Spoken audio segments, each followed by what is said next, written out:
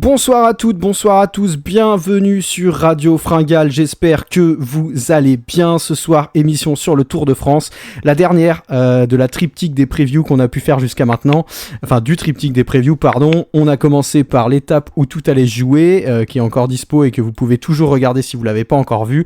Ensuite, on a parlé des favoris pour ce Tour de France et ce soir, émission assez fun, émission un peu croustillante, émission où on va parler des coureurs qui vont briller, en tout cas on va donner une liste de coureurs qui pourraient briller pour ce Tour. Et puis on va débattre ensemble de si oui ou non c'est leur année, si oui ou non ils vont briller sur ce Tour de France 2023. Pour m'accompagner dans cette preview ce soir, c'est Poppy. Poppy, comment vas-tu ? Eh ben écoute, ça va super, en très grande forme. Le tour approche, là on est dans la dernière semaine, donc Ouais. très très en forme pour pouvoir parler un peu de ces mecs qui vont pouvoir nous faire rêver sur des étapes ou même pendant les 3 semaines. Donc ça va être bien sympa de pouvoir parler de tout ça tous les trois. On a vu dans les commentaires de la dernière vidéo qui a super bien marché sur les favoris. D'ailleurs, merci beaucoup. Vous avez été super nombreux à liker, à commenter et tout. Enfin, c'est vraiment top. Certains nous ont parlé de favoris qu'on n'aurait pas cités. Ça va être l'occasion d'en parler ce soir, n'est-ce pas ? Exactement, il y en a qui n'ont pas pu être cités. Après, on peut pas faire des vidéos de 3 heures non plus, mais cette deuxième partie arrive un petit peu pour combler le trou, on va dire. Tout à fait. L'idée ce soir, c'est parler des coureurs qui vont briller soit sur le classement général, soit pour aller chercher des étapes, en tout cas des gens dont on va parler pendant ce Tour 2023. Pour nous accompagner également, c'est sa première preview sur le Tour de France. On l'avait vu, on l'avait quitté sur la triple couronne spéciale Tour de France. C'est Raph. Salut mon Raph, comment vas-tu ? Ça fait un bail. Salut mon poteau, salut Poppy.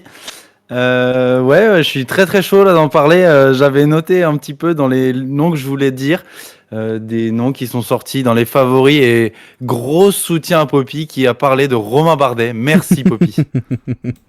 Ouais, je vais avoir du mal. Heureusement qu'on n'en parle pas dans Ils vont briller parce qu'avec vous deux là, j'aurais pas pu en placer une, ça aurait été terrible. Non mais Romain Bardet va gagner le tour. J'ai pas osé le dire, hein, mais maintenant que Raph est là, je peux peut-être plus me positionner là-dessus. Hein. Je soutiens. Alors, messieurs, comme je le disais, l'idée c'est de parler des coureurs qui vont briller. Ça peut être des sprinters, ça peut être des mecs qui vont aller essayer d'en gagner une ou deux en montagne, ça peut être des punchers, ça peut être simplement juste des coureurs qui vont animer ce tour. On a une belle liste. Alors, l'émission va se présenter de la manière suivante. Dans un premier temps, on va chacun présenter un coureur un peu plus en détail parce qu'on a envie d'en parler. Les autres donneront leur avis sur la question et puis après les fameuses fire bullets, je balance des noms comme ça, oui, non, d'accord, pas d'accord, briller, pas briller. L'idée c'est de passer rapidement sur chaque coureur, comme ça on en détaille pas mal et puis on fait pas une émission qui dure 2 heures justement, on essaiera de canaliser un petit peu. J'en profite, c'est le petit point réclame, si vous nous découvrez ce soir, n'hésitez pas à vous abonner, on a fixé 2000 abonnés pour le Tour de France, alors on sait pas si on arrivera à les atteindre, mais en tout cas vous avez été super nombreux à nous rejoindre suite à la dernière vidéo, on est bientôt 1300, ce qui est assez fou, assez fou pour la chaîne qui se développe super bien et tout ça c'est grâce à vous, donc voilà, si vous n'êtes pas encore abonné et que vous voulez nous aider, abonnez-vous, laissez un petit like sur la vidéo, pareil sur la dernière vidéo, vous avez été super nombreux à liker, on n'est pas loin des 200 likes sur la vidéo, et on voit que dès que vous faites ça, en fait ça pète au niveau de l'algorithme, donc c'est super bien, ça permet à plein de gens de voir la vidéo, et puis nous ça nous permet de continuer à nous développer, et puis vous savez, maintenant on est monétisé, donc on touche derrière la grosse moula, la grosse YouTube monnaie, et puis ça permet de faire vivre ce petit podcast amateur et associatif que nous sommes, donc merci beaucoup pour le soutien que vous nous apportez.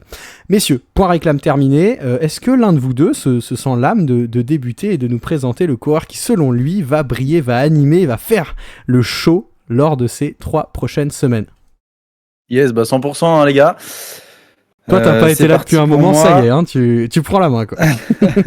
Ouais, non mais ça y est parce qu'on nous a quand même traité de podcast anti-français sur une des vidéos. Non. Sur la triple couronne d'ailleurs.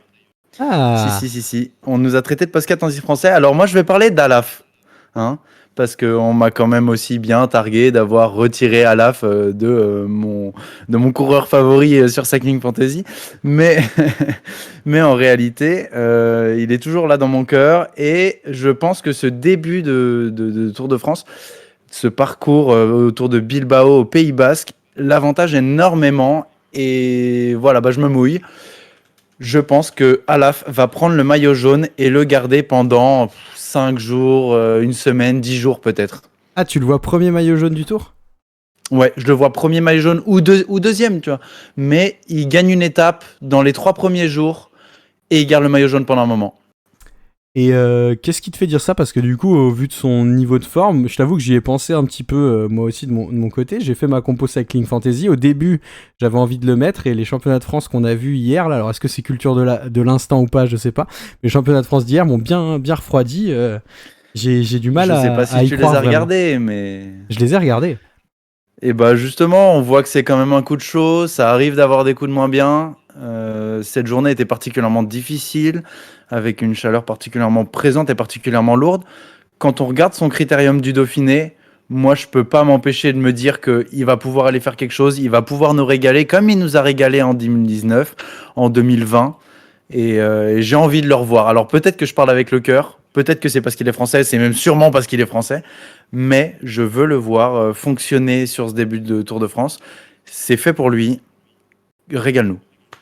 Ok, Poppy, t'en penses quoi, toi? Écoute, moi je suis un peu du même avis pour Alaphilippe. Je le vois bien aussi aller. Pour moi, c'est l'un des favoris pour le premier maillot jaune de ce Tour de France. Alors il y a d'autres mecs qui vont être aussi favoris, mais en tout cas, Alaphilippe a montré un bon point de forme sur le Critérium. Après son début de saison, on l'attendait vraiment pas à ce niveau-là. Et ça fait plaisir de revoir ce Alaphilippe-là à l'attaque, offensif, prêt à se battre. Je pense que ça l'a rassuré à l'approche du Tour de France. Et en fait, Alaphilippe qui est rassuré, pour moi, c'est un Alaphilippe qui est dangereux, qui va oser, qui va tenter. Son coup de chaud sur le championnat de France hier, bah, c'est un coup de chaud, quoi. Donc, c'est des choses que, comme Rafa dit, arrivent et sont aussi de quoi faire un petit peu un signal d'alerte à se dire, bon, voilà, il faut que je m'hydrate plus, il faut que je fasse aussi attention à mes efforts. Mais je vois bien Alaphilippe aller prendre ce premier maillot jaune. Je le trouve intéressant à suivre, sachant que les étapes après, avant l'arrivée dans les Pyrénées, en fait, ces étapes-là sont pas ultra dures, donc c'est un maillot qui peut conserver, dans lequel il peut se battre pour aller même grappiller du temps. On le sait, à la Philippe, c'est souvent ce genre de coureur qui, même s'il a de l'avance, va continuer à aller en chercher un petit peu, genre même 2 secondes pour lui, c'est important. Donc voilà, la Philippe, j'aime beaucoup, et je pense qu'il va nous régaler sur ce début de Tour de France. Ouais, je sais pas. Bon, alors je suis en train de regarder un petit peu la météo dans le Pays Basque, là, dans les Pyrénées, dans les jours à venir, parce que moi, justement, ce coup de chaud, ça me rassure pas, dans le sens où il va faire. Enfin, normalement, il devrait faire très chaud, là où va se passer le début du Tour de France. Visiblement, au vu des températures, ça va aller, mais genre. Enfin, le championnat de France de dimanche, il était fait pour lui. Alors ouais, moi aussi, son Dauphiné, il m'a grave rassuré, et je me dis, bon, bah, il a été super fort, on l'a vu gagner des étapes, notamment celle qui gagne.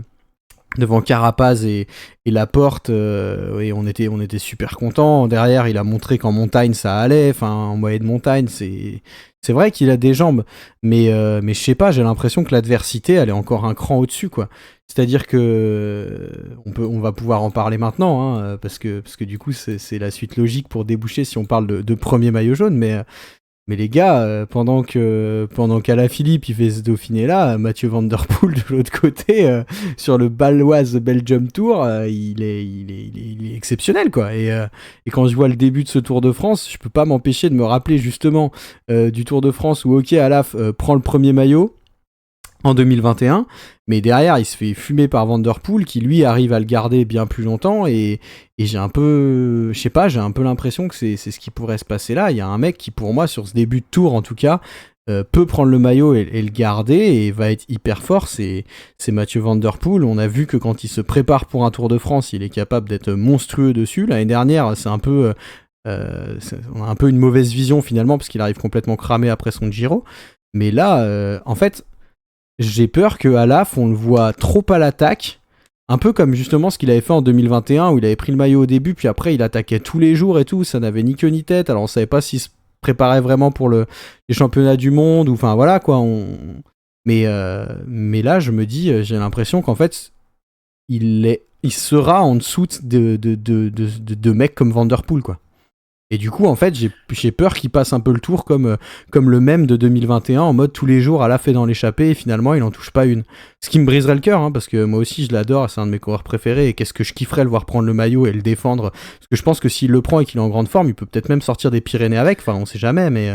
Ouais, après, tu vois, c'est toujours difficile, je trouve, de juger sur une seule course. On a vu un très bon critérium, que la victoire qui gagne à la Chaise-Dieu, elle est vraiment très difficile à aller chercher. Il y a cette belle côte d'1 kilomètre à 8% à quelques kilomètres de l'arrivée. Ça ressemble à cette côte à 2 de 2 km pardon, à 10%, où il y a des bonifs au sommet, où il peut toujours aller chercher les bonifs aussi, qui peuvent les aider à choper le maillot le deuxième jour, par exemple. Ah, mais tu vois, il bat Et Carapace et Laporte. non, mais certes, il y a des mecs durs, il y a des mecs costauds à côté de lui. Mais dans un grand jour, Alaf, il peut aller chercher le maillot jaune. Mais c'est sûr qu'on va parler de Van Der Poel après, voire tout de suite, mais ça fait partie quand même, pour moi, d'un des prétendants au premier maillot jaune. Ok. Poppy, est-ce que tu veux rajouter quelque chose sur Alaphilippe ou... Non, rien à redire. C'est vrai que bon, Van Der Poel inquiète. Il y a même d'autres gars qui vont peut-être inquiéter pour ce premier maillot jaune. Mais ouais, vraiment, vu de sa forme, bon, pour moi, il va se défoncer pour aller le chercher. C'est peut-être son objectif de ce Tour de France, de porter le maillot dans la première semaine, parce qu'après, ça sera trop compliqué pour lui, je pense. Donc voilà, coureur à suivre, certes, et à 100%. Alaphilippe va faire quelque chose sur ce Tour de France dans la première semaine. Et je suis quasi convaincu qu'il aura le maillot jaune. Je sais pas, enfin, c'est Alaphilippe, quoi. Il nous a fait tellement rêver, il a eu tellement de coups d'éclat incroyables que aujourd'hui, ne pas penser à ce maillot jaune pour lui, c'est insensé, je trouve. Enfin, surtout vu la forme qu'il a récemment, quoi. Bon, les gars, on va pas... Il n'était pas prévu dans les grosses présentations du début d'émission, mais on va peut-être enchaîner sur Mathieu Van Der Poel, vu qu'on en a parlé comme ça, en mode fire bullet, mais... Van Der Poel, pour moi, vraiment gros favori au premier maillot jaune. Et à mon avis, sur ce tour-là, il va avoir à cœur de se rattraper de l'année dernière. On va le voir tout feu, tout flamme de tous les côtés. Et je pense qu'il va être monstrueux. Ouais, peut-être, ouais. Carrément, ça ferait plaisir de le voir. Après, Mathieu Van Der Poel, c'est un coureur des Flandres et des Ardennaises. Il s'est jamais trop illustré sur le Tour du Pays Basque. Je sais même pas s'il l'a déjà fait d'ailleurs. Là, les derniers résultats très bons qu'il a sur le Baloise Belgium Tour, bon, c'est face à Thibaut Nice, Casper Pedersen. Voilà, il y a pas non plus l'adversité qu'il y a sur le Tour de France. C'est pas pour ça que je le dévalorise. Ça reste, voilà, on le sait, un des meilleurs coureurs du peloton en ce moment. Les côtes vont certainement très bien lui convenir. Peut-être un peu trop dur, 2 km à 10%, je sais pas. Ah, je pense pas. Hein. Moi, je pense qu'il aura les cannes pour faire 2 km à 10%. Hein. Bon, faut voir en vrai, hein, parce que 10%, ça, c'est quand même assez sec. Après, il a l'habitude d'avoir des côtes compliquées, des duels compliqués dans les courses auxquelles il participe. Mais ouais, on n'est jamais à l'abri de ce petit coup de moins bien. Moi, quand je pense à ce petit coup de moins bien, je pense au Strade Bianche de cette année où il n'était pas du tout au rendez-vous. Donc, certes, c'est un coureur qui est très fort, très puissant et qui gère bien ses courses quand il est le favori. Mais on n'est pas à l'abri que voilà, Van Der Poel ait un petit coup de moins bien. Donc ouais, 10%, ça tape quand même, quoi. Pour moi, il y a des mecs qui ont plus la capacité d'attaquer dans une cote à 10% que Mathieu Van Der Poel. Très bien, messieurs. Donc, Mathieu Van Der Poel, brillant ou pas brillant, selon vous? Sur une échelle de 1 à 10. Brillant comment? Brillant à 7, 7 voire 8. Ouais. Forcément, c'est Mathieu Van Der Poel, mine de rien. Enfin, Moi, je le vois à 9. Hein, je le vois à 9, voire 10. Hein. J'ai l'impression qu'il va nous faire un truc monstrueux cette année. Ah ouais, tu le vois aussi investi dans le Tour de France, comme si c'était un de ses objectifs de saison, quoi. Quasiment aller chercher le maillot vert. Ah bah je sais pas parce qu'il va avoir Philipsen dans son équipe et tu vois on sait quand même au vu de comment les points sont répartis que je pense que sur les étapes vraiment en ligne il ira pas jouer les sprints massifs et ça pourrait lui faire perdre beaucoup de points notamment par rapport à deux coureurs dont dont je vais parler juste après pour présenter un peu plus en détail mais par contre je le vois bien tu sais genre s'il prend le jaune le défendre et tout enfin on l'avait vu dans le Giro être pas si mal que ça dans une étape de montagne je sais plus si c'était l'avant-dernière étape de montagne il me semble l'année dernière où en fait il grimpe pas si mal Van Der Poel s'il s'y met et qu'il a vraiment envie. Là quand on regarde ses courses il a fait une pause de ouf, c'est-à-dire qu'il a couru Paris-Roubaix le 9 avril qu'il a remporté et ensuite on l'a pas vu avant le 10 juin en course. Ça fait 2 mois. Il a posé pendant 2 mois et du coup pour moi quand tu fais une pause de 2 mois comme ça c'est que ouais là pour moi la saison de Mathieu Van Der Poel c'est une saison tu sais made in Pro Cycling Manager 3 pics de forme, le premier dans les Flandriennes, le deuxième au Tour de France, le troisième pour le championnat du monde. 1 mois et un mois et demi d'écart entre chaque objectif, c'est bon, tu finis ta saison parfaitement quoi. Donc ouais je le vois faire de ce Tour de France et aussi peut-être avoir envie de se venger de l'an passé et vraiment Tu sais, genre, je le vois bien, 3 étapes, une semaine en jaune, enfin, tu vois, costaud, quoi. Ouais, costaud, mais c'est vrai que Van Der Poel, quand on le voit dans les grands tours en général, bah, on l'a vu au Tour de France, maillot jaune, au Giro, maillot rose. Il joue un peu ces objectifs-là.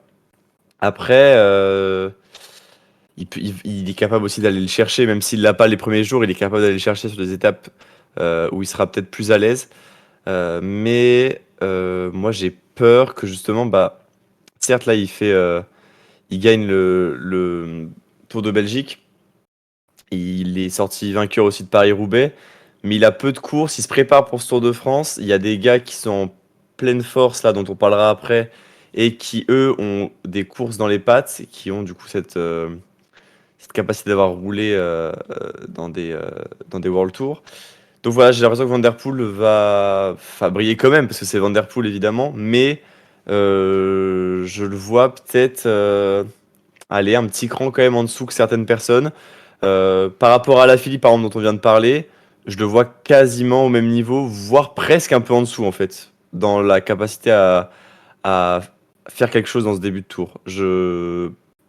Enfin, ça me choquerait moins de voir Philippe attaquer et de choper le maillot jaune que Van Der Poel, je pense, Ok. honnêtement. C'est peut-être un peu osé, tu vois, mais quand on va voir que Van Der Poel va gagner les 3 premières étapes, on va se dire, bon, ok, on aurait dû se taire. Mais ouais, je le vois vraiment comme ça.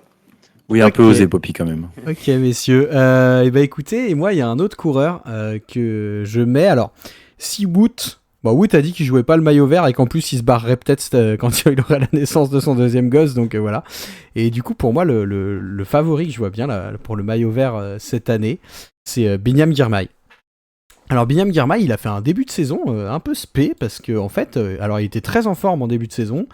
Et troisième du Trofeo Cessaline, deuxième du Trofeo Palma, il va gagner une étape sur la Volta Comunità Valencia.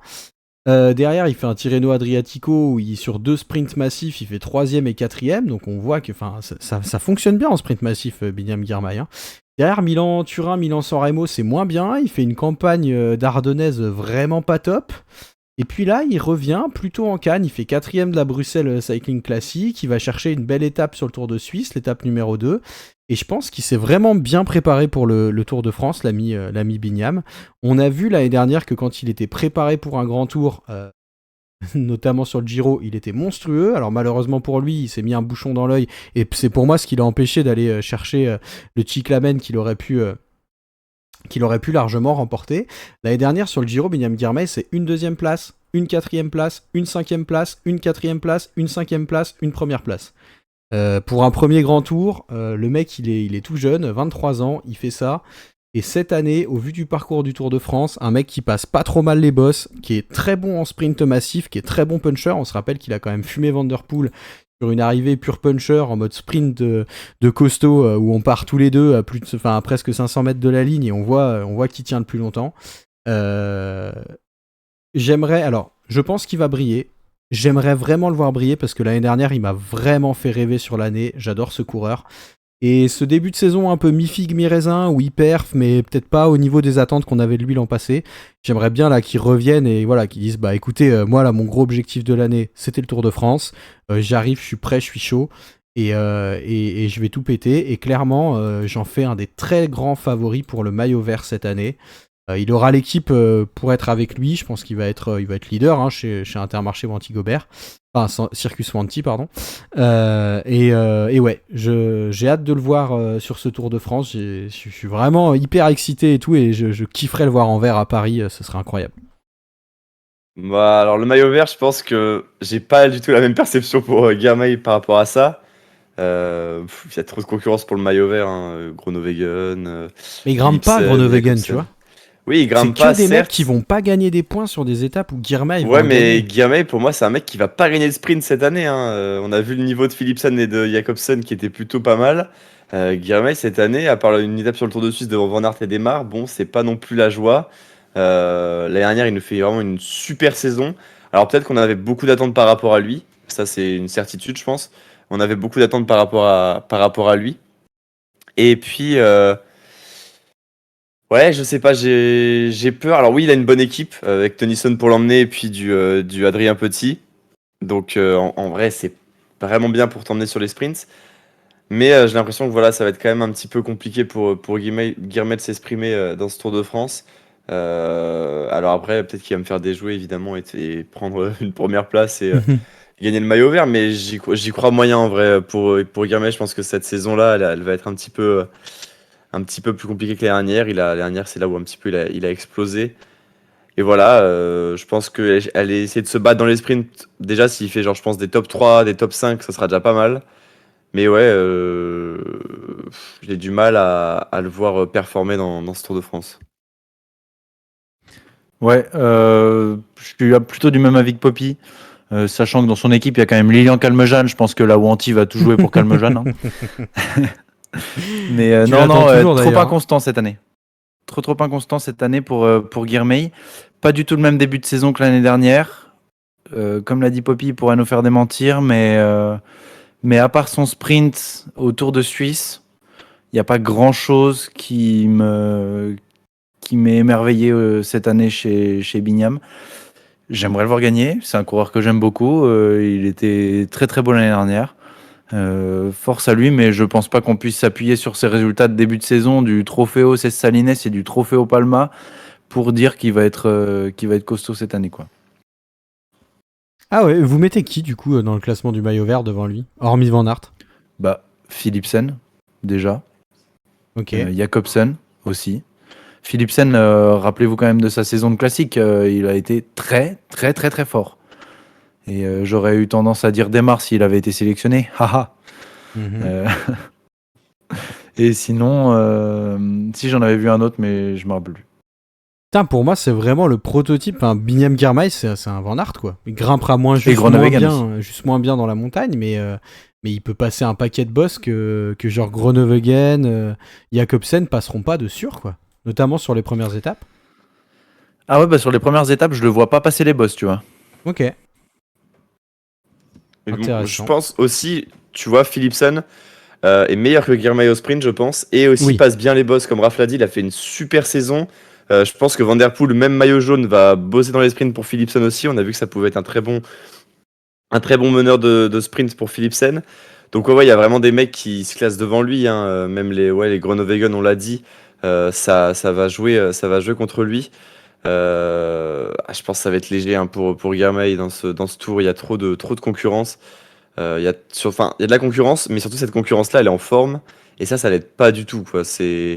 Voilà, Philipsen, il est vraiment en bonne forme. On a vu que Jacobsen était pas mal aussi dans son duel avec Philipsen récemment. Groenewegen, bon, bah, un petit peu moins bien, mais bon, ça reste quand même un sprinter de renom. Donc, ouais, va falloir faire attention. Il va falloir suivre Guilhermet. On va voir ce qu'il peut faire dans les premières étapes.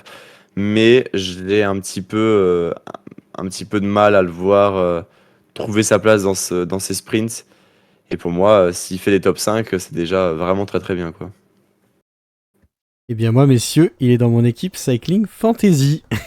Et ben on verra s'il te rapporte plus de J'espère. points que Magnus. Il n'est pas, je ne prendrai pas Magnus pour le Tour de France. Voilà, j'en il a ai dit. pris la décision. Ouais. Mon Ouais. Dieu, mais vous entendez? On en parlera peut-être même pas ce soir de Magnus. Bah du coup, on en a parlé maintenant, mais à la base, il était même pas prévu au menu. Mais si vous voulez en parler, bien évidemment, j'en Oh parlerai. non, pas D'ailleurs, de jingle. J'ai vu qu'il y avait 33% de réduction sur le Bobby F. J'allais me jeter dessus, mais il est plus en stock. Putain, franchement, ce Bob, c'est vraiment le Tu me running tues, gag, hein. quoi. Ouais, terrible. Très bien. Mon Dieu. Et Poppy, qui souhaites-tu nous présenter plus en détail? Je souhaite vous présenter un coureur qui est très très en forme récemment, Mathias Kelmoz, qui nous fait des résultats incroyables depuis de ce mois de juin. Déjà gagnant du Tour de Suisse, du malheureux Tour de Suisse évidemment, mais quand même gagnant du Tour de Suisse. Il vient de faire premier et deuxième de ses championnats nationaux, donc premier en route et deuxième en contre-la-montre. Il est très très en forme, je trouve. Il a fait une saison de classique plus qu'honorable. Ah ouais, plus qu'honorable. Ouais. Ouais, 9e de Liège. Oui, c'est ça, 9e de Liège, 2e de la Flèche, 8e de l'Amstel. J'ai sous les yeux, hein, voilà.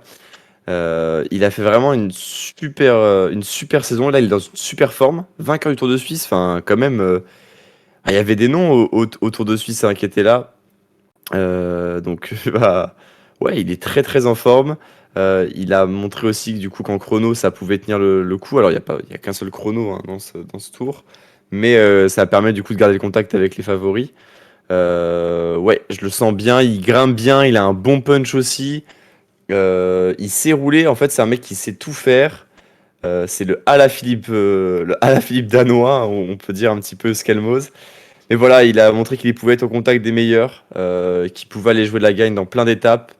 Donc en fait, Skelmos, pour moi, il va être vraiment à suivre à fond dans ce tour. Alors après, il y a ce dilemme de est-ce que je suis assez fort pour jouer le classement général ou est-ce que justement je joue plus les étapes? Ça va être un peu ça, je pense, le dilemme pour lui. Après, son équipe va jouer autour de lui et puis de Pedersen pour le sprint. Mais ouais, je pense que ça va être vraiment l'un des coureurs à suivre. Peut-être même euh, après Pogacar et Vingegaard, tu vois peut-être le coureur à suivre. Tu lui fixes Je quoi le comme vois. objectif? Bah écoute, j'allais le dire, je pense pour moi que là, il faut voir après cette première semaine, il faut voir peut-être après cette étape du Puy-de-Dôme et ce passage des Pyrénées, mais si t'es bien, objectif top 3 peut-être du général du tour, hein. Il y a de la place hein, pour aller le chercher, on a vu qu'il y avait des gars qui avaient une forme un petit peu descendante, d'autres qui pouvaient pas forcément aller jouer les mince, bon, les pyromanes si on peut dire. Donc ouais, s'il est en forme, bah top 3 du tour, et puis sinon, bah aller chercher une, deux, voire trois étapes, un peu à l'image d'un Benili sur le Giro. Donc ouais, Skelmos, vraiment, je pense qu'il a cette capacité de dynamiter la course pendant 3 semaines. Donc il va falloir vraiment, vraiment se méfier de lui pour les autres. Et pour nous, il va falloir apprécier le spectacle parce qu'à mon avis, grâce à lui, il va y en avoir pas mal. Les Danois, ils tournent bien. Hein. J'ai l'impression que chaque mois, on sort un Danois. On est genre, ah tiens, lui, enfin, il est impressionnant ce qu'est le Mose cette année. Je regardais un peu les stats par rapport à l'année dernière où finalement il fait un début de saison qui est pas mauvais, mais je veux dire sur le Giro, il est pas du tout au niveau où on aurait pu l'espérer. Il fait 11e du classement jeune, 40e du général. Et puis derrière, il monte tranquillement en pression jusqu'à aller gagner le Tour du Luxembourg, là, si je dis pas de bêtises. Et il fait des perfs, alors sur des courses un peu de seconde zone, mais il avait que 21 ans. Là, il arrive à 22 ans cette année. Son saison qu'il fait, quand même, c'est incroyable. Hein. Il fait deuxième du général de l'Étoile de Bessèges en remportant une étape. Après Tour des Alpes-Maritimes et du Var, pardon. Il fait cinquième du général, il gagne une étape, il fait deuxième d'une autre étape. Paris-Nice. Il passe un peu à côté de son Paris-Nice, malgré qu'il ait fait des bonnes boucles Drôme-Ardèche, là où il fait 6 et 3. Derrière, Tour du Pays Basque, pareil. Tu sens que la forme est un peu descendante. Et puis après, il fait de bonnes Ardennaises, puis super Tour de Suisse. Là, il est sur une forme. J'ai peur qu'il soit peut-être en forme un peu tôt. C'est pour ça que j'ai du mal à le classer sur un podium du Tour. Mais je le vois bien, en effet, vu que là, il est sur une super forme, être très costaud. Candidat potentiel sur les premiers maillots jaunes aussi, hein, ou maillots jaunes dans les premières semaines. Mais je pense qu'en troisième semaine, ça va être un peu difficile pour lui. Mais oui, il va briller. Ça, indéniablement, il va briller. J'espère qu'on va le voir briller. J'espère qu'on jouera pas trop. Pedersen, il a annoncé, hein, t'as dit, on est d'accord sur le Tour. Ouais, Mats Pedersen est annoncé. D'ailleurs, on a oublié de le citer tout à l'heure. J'aurais un peu peur, ça m'embêterait un peu de voir peut-être la Trek trop jouer sur Mats Pedersen qui du coup passe bien les bosses et vraiment garantit. Enfin, voilà, faut pas qu'il se plante. Je veux dire, il y a des boss ou alors est-ce qu'on joue avec Skelmose typiquement, je pense à l'étape 2 où Pedersen pourrait passer la bosse, là, cette espèce de bosse qui a à 20 bornes de l'arrivée, 8 km à 5,3%. Mais en même temps, si tu veux mettre un pétard là-dedans aussi, un petit groupe de punchers qui sort, derrière, il y a 10 km de descente, puis 7 km à rouler. Skelmoser est totalement le profil pour aller foutre le boxon là-dedans, donc à voir comment ils orientent l'équipe, la Trek. Je pense que voilà, les 2 points qui peuvent l'empêcher peut-être d'être à son plein potentiel, c'est Pedersen si on joue pas mal pour lui chez la Trek, notamment dans les étapes accidentées où il peut passer les bottes. Et puis cette troisième semaine que je vois quand même un peu difficile pour lui. Mais ouais, t'as raison Antoine, je pense qu'il va falloir attacher sa ceinture et profiter du Danois parce qu'à mon avis, il va être bien. Ouais, je trouve que tu as assez raison sur l'analyse de dire qu'il est en forme un petit peu tôt. C'est vrai que l'année dernière sur le Tour d'Italie, il perd pas de tout le Tour d'Italie. Mais il n'est pas là non plus en troisième semaine. Donc c'est vrai que ça peut être pertinent de parler de ça. Après, on peut regarder aussi son équipe. Autour de lui, il a Tony Galopin, Juan P. Lopez, Quinn Simons, qui était quand même maillot de meilleur grimpeur Ouais, sur je sais plus quelle course ça va l'année grimper, hein. dernière. Giulio Ciccone, qui, en toute logique, ayant fait le Giro, ne doit pas être en bonne forme pour le Tour de France, ou alors pas sur le début, et du coup doit être là dans un rôle d'équipier. Il a Stuyven quand c'est punchy. Donc franchement, pour moi, Skelmos doit jouer le général s'il le peut, et je pense qu'on peut lui fixer un objectif de une victoire d'étape et top 5 assez sereinement.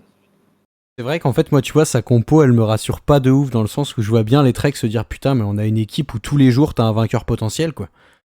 Tu sais, Pedersen, oui, ou deux, enfin, tu vois, genre, c'est incroyable.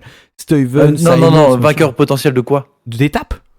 Ah, d'étape, ok. Oui, putain, non, pas gros. du tout, tu rigoles. Non. Tony Galopin, vainqueur du Tour de France. Non, mais alors peut-être que Tony Galopin fait partie des moins costauds, mais t'as vu les noms qu'il y a autour de lui. Quinn Bah Simons, non, il a c'est montré quelque chose de super cool. oui, il a été Ce pas mal, week-end. mais je veux dire, Tony Galopin, là par exemple, tu vois, je le mets pas en vainqueur potentiel d'étape sur le tour. Peut-être qu'il va faire des belles échappées, peut-être qu'on va le revoir à l'avant, mais je me dis pas, c'est un des Français qui va aller craquer une étape. Et par contre, il y a des mecs, enfin, Stuyven, Simons, Pedersen, même Ciccone, tu vois, enfin, je veux dire, Ciccone, échappé en montagne, il peut aller en claquer une largement, enfin, il a quand même une équipe où vraiment ça va dépendre de la stratégie des treks, je pense. Et Ouais, moi je les vois plutôt en équipe de grimpeurs autour de leur super grimpeur Skelmos qui est en train de péter complètement, Mhm. qui peut largement aller chercher un maillot blanc derrière Pogacar. Tu vois, enfin, ouais, quand Poppy disait troisième, ça m'a pas fait halluciner non plus. Pourquoi pas? Ouais. Je sais pas quelle strat ils vont faire en fait. C'est vraiment ça. Parce qu'en même temps, enfin, je veux dire, une équipe comme la Trek, s'ils repartent avec 4 victoires d'étape sur le tour, ils vont être refaits, tu vois. Est-ce qu'ils préfèrent un top 5 au classement général? Enfin, genre un mec qui fait 6ème parce qu'en 3ème semaine, il galère un peu, ou gagner 3 à 4 étapes, dur à Alors, dire. ils verront en vrai, mais quand tu as une équipe comme ça autour d'un coureur qui a la forme de Skelmos actuellement, tu te dois de l'entourer et de Ouais. bosser pour lui. Alors, sur les étapes de place, ça va forcément travailler pour Pedersen et les sprints. Mais bon, t'as quand même trois mecs qui grimpent bien, enfin super bien. T'as un mec qui grimpe super bien et deux mecs qui grimpent quand même pas mal. T'as des bons rouleurs avec Galopin et Stuyven. Donc en vrai, là, t'as de quoi entourer Mathias Skelmos qui est en train de faire sûrement la meilleure saison de sa carrière pour l'instant. Donc Mhm. voilà, tu te dois de l'entourer, t'as pas le droit pour moi. Pour moi, la Trek n'a pas le droit de jouer en fait les étapes tant que Skelmos est en forme et est placé au général. Alors si Skelmos prend 10 minutes, oui, là tu vas aller chercher des étapes et tu as une équipe qui est parfaitement faite pour ça. Mais si Skelmos est dans les 10 premiers à moins de 2 minutes en milieu de deuxième semaine, pour moi tu te dois de jouer autour de. Enfin, tu te dois de courir autour de lui. Enfin, normal. D'autant plus que Skelmos peut éventuellement aller chercher le maillot jaune assez tôt Mhm. dans le tour, dans les étapes pyrénéennes, ou peut-être que Vingegaard et Pogacar ne s'attaqueront pas parce que c'est assez tôt, parce qu'il y a des grosses Alpes derrière. Et du coup, s'il chope le maillot jaune à ce moment-là et qu'il a cette équipe-là pour l'accompagner, eh ben, il peut le garder pendant un moment et il peut faire peur. Ouais, je suis assez d'accord. Moi, clairement, hein, si j'étais responsable de la Trek, au vu de la forme de Skelmose et même de t'as aussi envie de voir ce qu'il a dans le bide, quoi. Je veux dire, au-delà de te dire, pour moi, aller jouer un général avec lui, c'est aussi voir si dans les années futures, on a un potentiel vainqueur d'un grand tour dans l'équipe. Moi aussi, je la jouerais plutôt classement général, mais après, ce sera pas. Si c'est pas le cas, c'est pas la première équipe qui nous fera halluciner et on comprendra pas ce qui se passera, mais voilà. Messieurs, il est l'heure de passer au Fire Bullet si on a fait le tour sur Skelmose. Alors c'est cool, j'ai déjà pu rayer plusieurs noms de la liste dont on avait prévu de parler ce soir, notamment Mathieu Van Der Poel qui s'est un peu invité au sein de cette émission un peu plus Invité tôt. surprise. Exactement, alors on a parlé de Mathieu Van Der Poel, on va parler de Wout. Wout, il brille cette année ou pas? Wout van Aert, bon, c'est pas sa meilleure saison, ça reste quand même Wout van Aert, hein. Mais déjà, quand tu annonces que tu risques de te barrer en milieu de tour, pour moi, c'est pas forcément ultra rassurant. Pour moi, je trouve que ça fait pas ultra sérieux. Enfin, j'aime pas trop cette attitude de se dire, bon, de toute façon, les gars, moi, si mon gamin est né, en fait, je me casse, hein, tout simplement. Enfin, il a sûrement pas dit comme ça, mais pour moi, c'est pas ultra rassurant pour l'équipe. Il va travailler tant qu'il le peut pour moi autour de Vingegaard. Le maillot vert, oui, mais en fait, si tu t'en vas au milieu de tour, est-ce que tu as envie de jouer le maillot vert et de cramer tes forces là-dedans? Non, je pense que Van Aert, pour moi, il va rester aux côtés de Vingegaard. Il va essayer de travailler, je pense, plus pour Christophe Laporte dans les sprints. En équipier de montagne. Équipier de montagne, ouais, évidemment. Mais non, je le vois plus, tu vois, équipier de Vingegaard dans les étapes. Et pour moi, Christophe Laporte fera les sprints de la Jumbo, en fait. Je pense pas que Van Aert va les faire. Et je pense que du coup, il va plutôt travailler autour de Christophe Laporte. Et ouais, je sais pas, cette situation-là, je la vois bien arriver. Sachant que Laporte, on a vu qu'en termes d'équipier, il avait vraiment fait des travaux monstrueux pour Van Aert lors du dernier tour. Donc en vrai, je pense que Van Aert va être un équipier de luxe pour Vingegaard et pour Christophe Laporte. Grave. Ouais, d'accord là-dessus. Clairement, j'aimerais plus voir Laporte en sprinter pour tous les arguments qu'a cité Poppy. Et du coup, avec un gros Van Aert qui l'accompagne, bien sûr, Van Aert, c'est un moral de champion. Du coup, la volonté d'aller gagner au moins une étape, évidemment. Mais s'il sait qu'il va partir en cours de tour, autant jouer sur Laporte, autant jouer maillot vert sur Laporte. Il a montré qu'il en était capable. Sur un malentendu, ça peut passer. Ouais, je sais pas, c'est vraiment cette histoire de partir en plein milieu qui change la donne, quoi, parce qu'en vrai, pour moi, le Tour de France, c'est vraiment la course de Van Aert. On l'a vu faire des trucs de dingue sur le Tour de France, et vraiment, il est incroyable, quoi. C'est vraiment la partie de l'année, le moment de l'année où il est le meilleur. À chaque fois, on l'attend au printemps, on espère qu'il va nous faire des classiques de dingue, et il déçoit toujours un peu, et quand il arrive sur le Tour, on est toujours en train de dire Van Aert, et en fait, il fait toujours des trucs de ouf. J'ai quand même l'impression que dans la hiérarchie de la Jumbo, il est devant, Van Aert. Donc je pense que c'est, pour moi, en termes vraiment de hiérarchie pure, c'est Laporte qui bosse pour Van Aert. Sauf si vraiment il y a une entente qui est faite en se disant ok, tu pars en milieu de tour et les DS mettent Laporte devant Van Aert. Et ce qui m'étonnerait quand même, parce que Van Aert, c'est ton coureur star. Enfin, c'est un de tes deux coureurs stars dans cette équipe-là. Et ouais, je pense quand même qu'il laissera pas le leadership à un coureur comme Laporte. Et je pense quand même qu'on va le voir briller. J'espère qu'on le verra sur l'ensemble du Tour de France, parce que Van Aert sur le Tour de France, c'est incroyable, quoi. C'est quand même le mec qui gagne au Ventoux, qui gagne un chrono et qui gagne l'arrivée sur les Champs-Élysées. Enfin, Oui. ça te fout que des étoiles dans les yeux, quoi. C'est incroyable. Donc j'espère Bon, qu'on je le sais pas, verra j'ai l'impression briller. que cette saison où il y est pas Van Aert, hein, tu vois, les autres saisons, il avait l'air d'être ultra dominant, très très fort, etc. Ouais, mais si tu regardes C'est- l'an passé, c'est pareil, gros. Hein. L'an passé, si tu regardes ses étapes de début d'année, il fait rien. Hein. Il fait deuxième de Paris-Roubaix, troisième de LBL, il était malade et tout, mais je veux dire, il est décevant à peu près partout. Sur le Critérium du Dauphiné, il fait des belles places, mais il peut pas dire qu'il ait fait un meilleur Critérium du... Enfin, si, il gagne des étapes, mais le Tour de Suisse, il était quand même costaud dessus, et c'est vraiment sur le Tour de France où il arrive et on se dit, putain, mais c'est un ovni, ce mec, quoi. Enfin, Mhm. donc, je sais pas. J'ai pas l'impression qu'il soit moins bon, tu vois. Je sais pas. En vrai, on en attend beaucoup de Van Aert à chaque fois. C'est un peu le problème avec ces mecs-là, c'est que s'ils gagnent pas des courses par milliers, en fait, t'es forcément déçu. Là, Van Aert, cette année, il gagne le 3, c'est tout. Quatrième Tour des Flandres, deuxième de Gand-Wevelgem derrière Christophe Laporte, troisième de Milan-San Remo. Et en fait, tu te dis, bon, ouais, il a fait une saison légère, quoi, Van Aert, alors qu'il fait quand même top 5 dans toutes les courses auxquelles il a aligné, les grosses courses auxquelles il a aligné. Mais je sais pas, en fait, c'est fait d'avoir dit que tu pars en milieu de tour si Ouais, ça ton rebat les enfant est cartes. né, Hein. tu vois. Ouais, c'est clairement, ça rebat les cartes. Est-ce que tu as envie de jouer le maillot vert avec Van Aert qui risque de se barrer, ou tu veux jouer avec Laporte qui risque d'être là tout le temps, en fait? Sachant que Laporte, il a montré qu'il pouvait avoir ce maillot vert, il l'a chopé sur le critérium, et il fait un super critérium. Et une super saison aussi. Donc en vrai, moi je suis la Jumbo, je me dis, bah écoute, j'ai un mec qui a des chances de se barrer en milieu de tour. J'ai un autre mec qui est bien et qui peut aussi faire les sprints, bah je joue le maillot vert sur le mec qui va rester, en fait, tout simplement. Ok, messieurs, ça fait. Et Ouais, vas-y, et puis ouais, juste on a vu qu'il avait pas fait un très très bon championnat de Belgique, alors qu'il s'était aligné dessus. Enfin, il est quand même champion de du contre-la-montre. chrono. Mais sur la course en ligne, si on reprend tes arguments d'Alaf, on n'a pas un super outil. C'est vrai qu'il fait pas une bonne course en ligne, c'est clair. On est d'accord. Messieurs, ça fait 40 minutes qu'on est sur cette émission. Il nous reste une petite liste à faire. Alors je vous propose que pour la suite, briller, pas briller, on dit oui, non et on donne juste vite teuf un argument et comme ça on fait défiler. Parce que là, si on passe 5 minutes par coureur, sachant qu'il en reste 10, bon bah voilà. C'était quoi. Wouti, c'est pour ça. C'est vrai que c'était Wouti. Le dauphin. Alors, Madouas. Le goéland, ouais. Le goéland. Madouas, gros oui, il a fait un super championnat de France. Il a l'air d'être en forme. Cette saison, il a faim. Donc Madouas, pour moi, c'est un gros oui. Et pour moi, c'est pas un gros oui, c'est un maxi oui.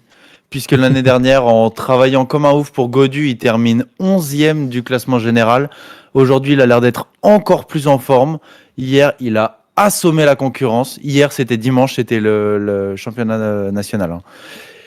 Et ouais, du coup, gros oui. Pour moi aussi, seule petite astérix à la question, c'est j'espère qu'on va pas trop le mettre au service de Godu. J'espère qu'il va quand même avoir de la liberté, notamment sur les premières étapes. On va pas lui demander d'être la babysitter de David Godu pour le classement général, parce que Madouas, pareil, profil à être potentiel premier maillot jaune du Tour aussi. De toute façon, comme c'est parti, Godu, il lâche dans la première côte de la première étape. Hein. T'es dur. Non, je déconne, c'est une blague. C'est une blague. Après, on va dire qu'on est anti-français. Maxime Van Gils. Maxime Van Gils, c'est un oui. Alors moi, la seule crainte que j'ai sur lui, c'est qu'il finisse pas le tour en fait et que 3 semaines, ça soit un peu trop compliqué. Mais voilà, il est là, il faut compter sur lui. On a vu que cette saison, ça a roulé plutôt pas mal pour Maxime Van Gils. Sur Milan-San Remo, je crois qu'il abandonne, si je dis pas de bêtises, c'était trop compliqué. Mais il a quand même des bons résultats. Donc en vrai, Van Gils, ouais, c'est un petit oui, quoi. C'est un winounet, si on peut dire ça comme ça. Ouais, Van Gils, pour moi, c'est un oui, mais sans victoire. Peut-être une deuxième place, peut-être une troisième place. Il va faire des points pour l'instant, il est dans ma Team Cycling Fantasy. Hein. Mais de là à aller voir une victoire d'étape, j'en suis pas certain. Moi, je pense que, ouais, pareil, je sais pas s'il va en gagner une, mais on va le voir à l'avant. Pareil, il a fait un beau Dauphiné, malheureusement, il termine pas, mais il va chercher des belles 5e places. C'est un bon grimpeur, puncher, avec une belle pointe de vitesse et tout. Coureur intéressant qu'on suit quand même pas mal depuis l'année dernière et qui fait que progresser. Donc, je pense le voir à l'avant et je pense qu'il va animer ce tour. Johan Essen. Non, comme d'hab. Alors, en vrai, j'aurais dit pareil. Cette saison, je le trouve absent, Johansen. Je l'avais lu plusieurs fois dans mes équipes Cycling Fantasy en me disant ouais, c'est le mec qui peut aller chercher des trucs et tout. Mais en fait, non. Donc en vrai, pour moi, c'est un non pour Johansen. Il semble pêcher un peu cette année. C'est vrai qu'il est moins fort que l'an passé, mais je sais pas, Uno X a l'air d'afficher de grandes ambitions. Non, pour moi, je pense qu'on l'a un peu surattendu aussi. Il a été vraiment mis en avant très très tôt, dès qu'il a commencé à performer dans des courses de seconde zone. Et en fait, il a jamais confirmé sur les courses de première zone. Donc, ouais, ce sera un non pour moi. Enfin, ce sera pas un non complet, mais un plutôt non. Voilà. L'ami Simon Yates. Simon Yates. Qu'est-ce qu'on peut attendre de Simon Yates? Bah, je ne sais pas. Je pense que il va avoir sa carte à jeu dans certaines étapes. Voilà, ça va être un petit peu un électron libre. Je pense que la Jayco va plus jouer autour de Groenewegen, j'imagine. Mais voilà, Simon Yates, il a la capacité de gagner les étapes. Il a la capacité de jouer sa chance dans la montagne. Donc pour moi, c'est pas, enfin ça sera un peu entre les deux quoi. En fait, c'est un peu qui tout double. Ça va être oui, oui et non quoi. Il est capable de briller comme il est capable de complètement rien faire. Donc en vrai, à suivre. Mais j'ai pas envie de dire oui, j'ai pas envie de dire non. Joker. Ok, pour moi, ce sera plutôt oui. C'est-à-dire que je le vois bien aller chercher. Enfin, en fait, au vu de ce qu'il pourrait faire, ce type, on est toujours un peu déçu, mais je le vois bien aller chercher. Il peut gagner 2 étapes, quoi. Clairement. Donc, plutôt oui. Fred White. Comme sur le Tour d'Italie l'année dernière. Ouais, voilà. Fred White. Pas convaincu cette année. Il est là, mais il est en face de gens très très forts quand même sur ce Tour de France. Et j'ai pas la sensation qu'il soit assez dans le haut du panier en fait. Voilà. Okay. Donc pour moi c'est un non. Il coûte trop cher sur Cycling Fantasy pour que je le mette dans mon équipe. Non mais en vrai, oui c'est... Il va prendre des échappées, je pense. Il va essayer de jouer un petit peu sa carte, mais pour moi, il va être toujours trop court. Donc voilà, il va falloir voir l'année prochaine. Puis en plus, j'ai un peu une haine contre lui, puisqu'il m'a fait perdre la première place sur sur des Flandres il y a un an. Donc voilà. Non, mais en vrai, Eh ben écoutez, moi là, ça va être compliqué pour lui. il vient de faire deuxième du championnat de Grande-Bretagne du chrono, premier du championnat de Grande-Bretagne sur route. Et l'année dernière, si on regarde sa saison, en fait, elle est pas folle avant que les grands tours arrivent. Je pense que ce mec, c'est un coureur de grand tour, mais en échappé, quoi. C'est un vrai baroudeur, un vrai gros baroudeur. Et dans les courses d'une semaine ou d'un jour, bah, il est un peu moins bon.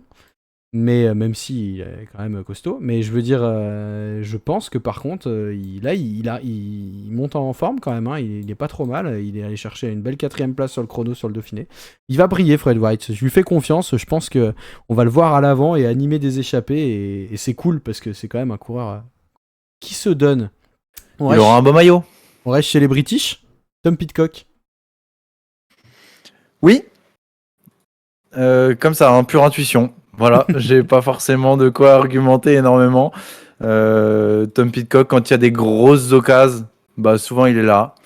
L'année dernière, il nous a montré des trucs de dingo.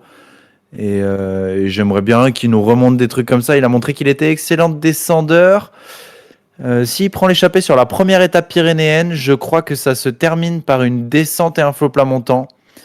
Donc, s'il est dans l'échappée et que l'échappée a assez de temps d'avance, ça peut être une victoire d'étape. Donc ouais, je vois bien une victoire d'étape pour Pidcock. Et sinon, équipier. Ouais, pareil, je pense que c'est le Ineos qui a peut-être le plus de chances de briller sur ce tour. Je me souviens que l'année dernière, on disait et Pidcock, moins bon grimpeur que Tanater, faut pas le prendre, tout ça. Mais cette année, non, il a gagné des belles courses. Il a fait deuxième de Liège, troisième de l'Amstel aussi. Voilà, il aura sa carte à jouer, pour moi en électron libre un petit peu. Et lui, il a la capacité de gagner des étapes, je pense, plus que Fred Wright par exemple.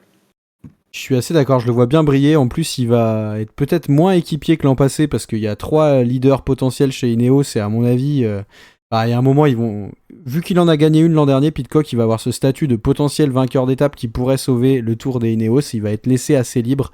Il y a quand même pas mal d'étapes qui correspondent à son profil. Je le vois bien faire encore mieux que l'an passé. Lui aussi pourrait en claquer 2 et tout. Il va arriver en forme, c'est un de ses objectifs. Je pense qu'il va briller. Matteo Jorgensen. Matteo Jorgensen, compliqué. Hein. Il n'a pas été très bon dans les dernières échéances. C'était sur le Critérium, c'est ça? Qui s'est complètement effondré. Ouais, pas top sur le Critérium. Il n'était pas là. Alors que même si t'es pas à ton pic de forme, tu es censé quand même être en forme au Critérium du Dauphiné quand tu fais le Tour de France. C'est moins d'un mois avant.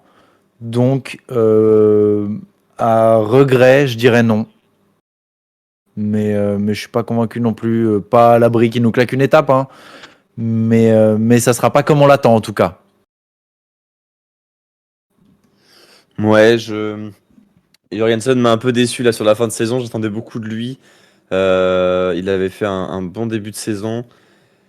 Un bon tour de Romandie aussi, mais malheureusement là sur le Critérium il m'a pas rassuré du tout. Je l'avais découvert un peu sur le tour l'année dernière. Il est tombé dans une descente qui lui avait empêché un peu de gagner cette étape, enfin l'étape sur laquelle il était.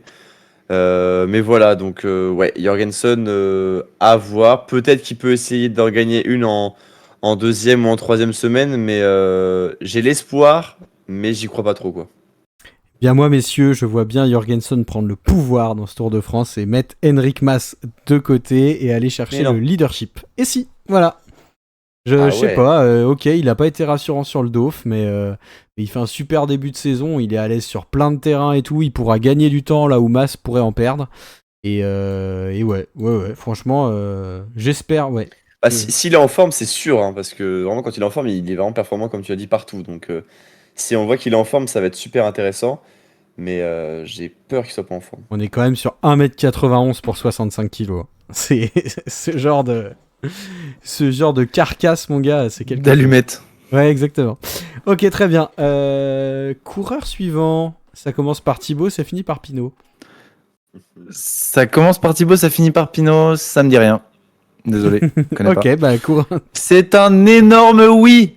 Un énorme oui. Pinot qui va vouloir tout donner pour s'illustrer sur son dernier Tour de France. Et même s'il donne tout en tant qu'équipier et qu'il il brillera en fait. Il brillera parce que c'est Thibaut Pinot. Parce que Thibaut Pinot, quand il passe à travers une course, c'est comme une étoile filante. Tu vois que lui. Et c'est pour ça que c'est Thibaut Pinot. Et c'est pour ça qu'on l'adore. Merci. Je vais peut-être pas être autant optimiste que Raph, même si j'adore Thibaut Pinot. Pour moi, c'est mitigé. Il sort d'un gros Giro. Faut pas l'oublier. Il y a des mecs qui sont préparés pour gagner des étapes sur le tour, qui sont préparés pour aller jouer la gagne sur le tour. Je pense que la concurrence va être difficile pour lui. On va le voir à l'avant, c'est sûr. On va le voir s'arracher. On va le voir se donner. Mais pour moi, Pinot, il va repartir bredouille de ce Tour de France. J'en ai bien peur. Est-ce qu'il essaiera de jouer le maillot à poids? Peut-être. Mais en tout cas, moi, je le vois rentrer bredouille du Tour. Donc pour moi, ça va être un non, malheureusement. Même pas une petite étape de montagne quand Gaudu aura sauté, quand En fin de Madouas tour. saura qu'il pourra pas gagner. Non. En fin de tour, comme ça, là. Bah Non, écoutez, je pense pas, en vrai. moi les gars, je sais pas s'il va briller, mais putain, j'espère une chose.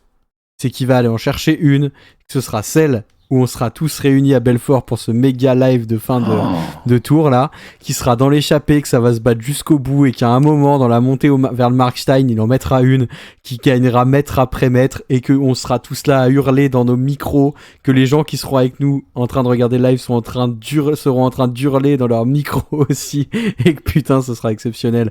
Franchement, genre il y a tellement de belles histoires dans le sport. Si Thibaut Pinot pouvait dire au revoir au Tour de France en gagnant au Markstein, ce serait exceptionnel. Donc voilà. Mais moi, en fait, il peut faire le tour le plus pourri pendant 20 étapes, 19 étapes, juste va gagner la 20e.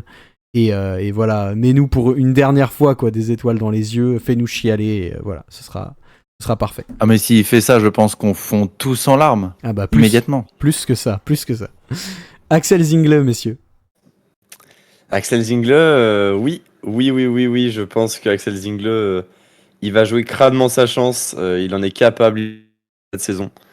Donc pour moi, c'est un bon oui pour lui. Surtout que la Cofidis, c'est une équipe. Voilà, je pense. Bon, il y a Guillaume Martin qui va être là évidemment pour s'accrocher pour la 10e place du général. Mais non, mais je vois bien Axel Zingler aller se battre pour peut-être en chercher une. Mais on est.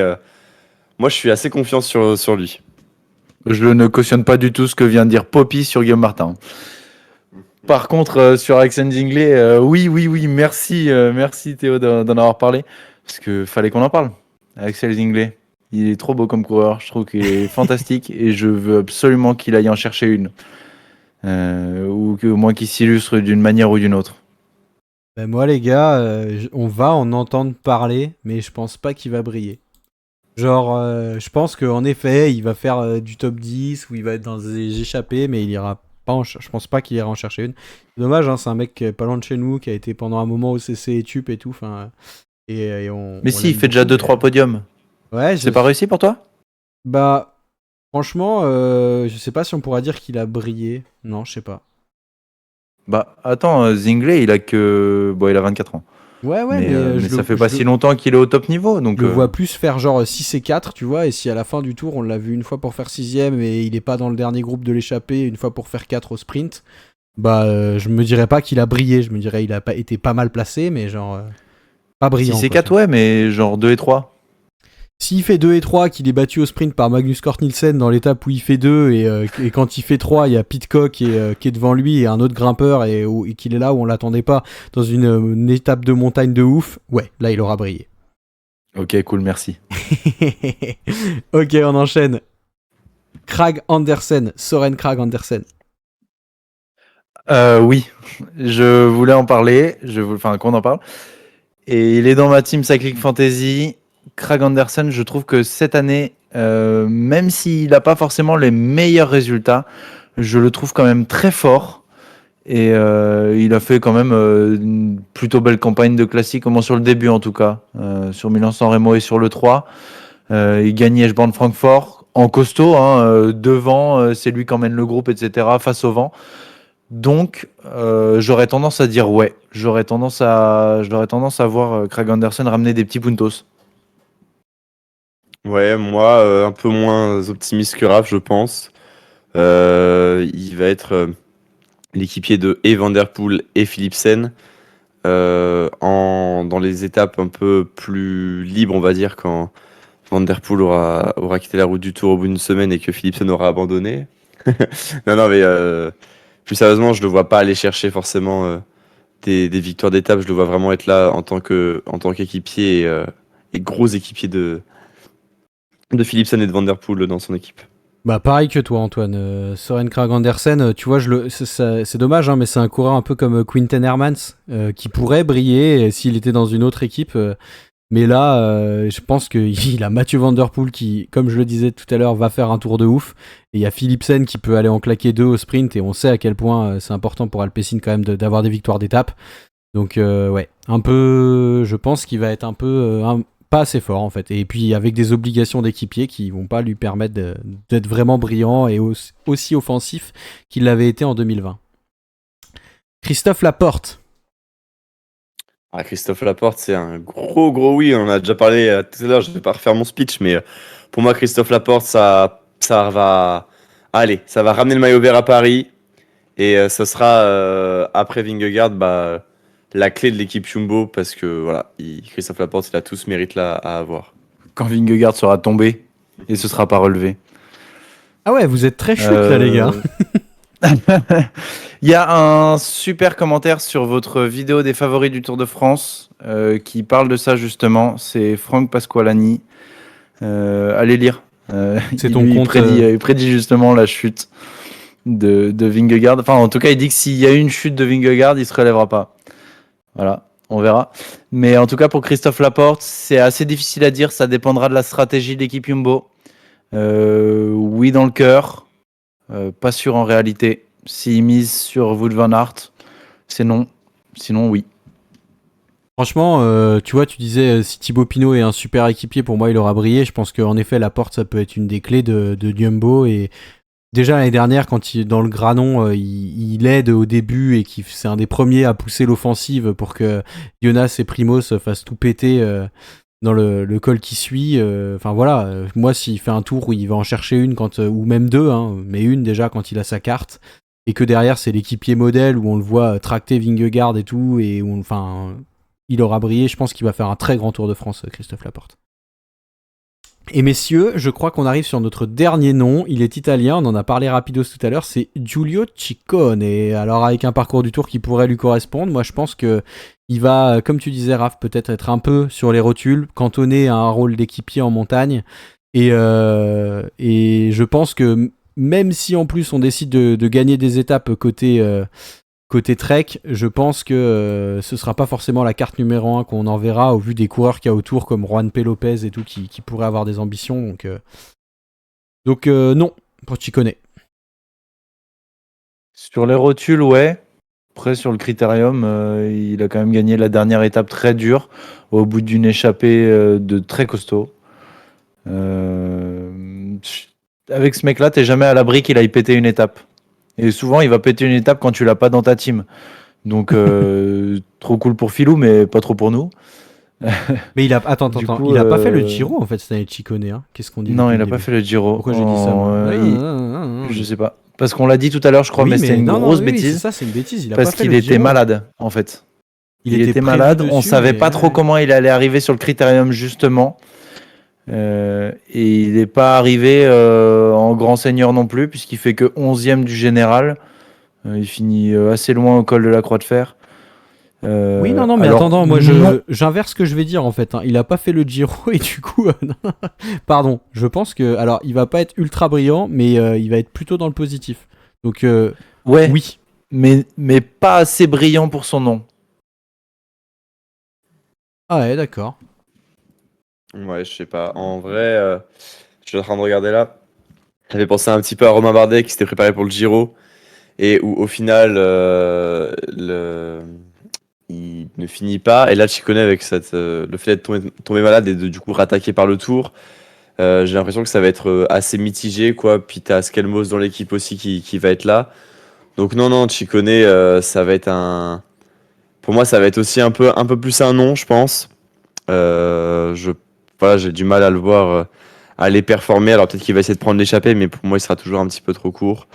Et voilà, j'ai toujours cette image-là de comparaison par rapport à Romain Bardet qui s'était aligné sur le Giro et qui avait fait le tour juste après parce qu'il avait abandonné le Giro.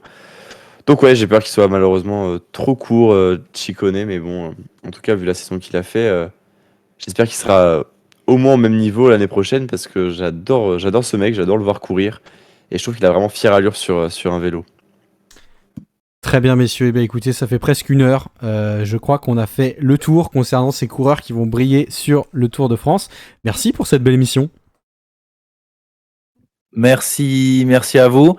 J'envoie juste un dernier bisou à Mathieu Burgodeau que je vois aussi perf.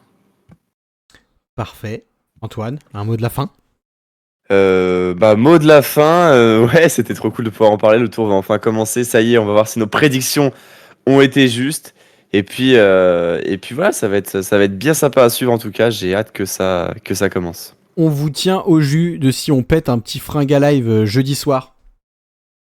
Un petit fringue à live pré-Tour de France. Voilà. En attendant, prenez soin de vous. Comme dit tout à l'heure, si vous nous découvrez, n'hésitez pas à vous abonner pour nous rejoindre. D'ici la fin de la semaine, le Tour de France sera parti. Derrière, vous connaissez la chanson. Des fringues à live 2 fois par semaine et en point d'orgue ce dernier méga live qu'on fera le samedi, veille d'arrivée du Tour de France pour la victoire de Thibaut Pinot. En attendant, prenez soin de vous, pensez à vous alimenter, pensez à boire, c'est important. Sinon ça fringale, vous connaissez le dicton. En attendant, à tout bientôt. Bonne soirée mesdames, messieurs, merci de nous avoir suivis. Ciao, ciao. Ciao les Bee Gees. Allez Romain Bardet. Des bisous et allez Romain Bardet.